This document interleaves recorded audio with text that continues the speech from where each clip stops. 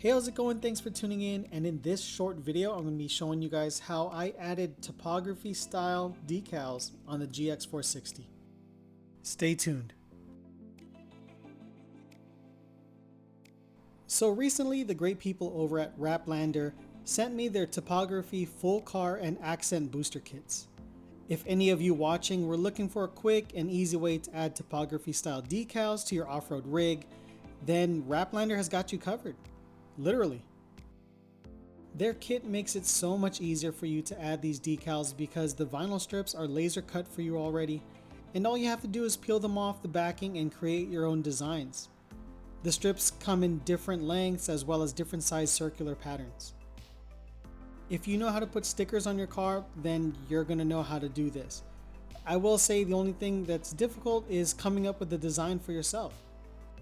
At first I thought I could just freehand it and just try to go with whatever came off the top of my head, but I actually didn't like how I was going with the idea. So lucky enough, the WrapLander product is very easy to remove. If you made a mistake, just go ahead and peel it off and then stick it back on. It's easy enough to just find the trail or the design that you want to use for your topography and just play with it. The design I went with was inspired by our favorite trail.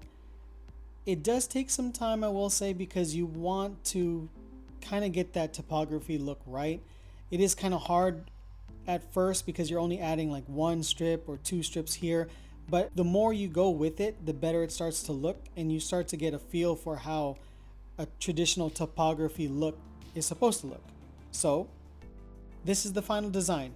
Let me know what you guys think down in the comments. The accent booster kit is going to be ordered separately, and what that is basically just a couple more pieces that are going to be different colored, either like in white or gray, a lighter gray I should say, and it just adds a little pop to your design.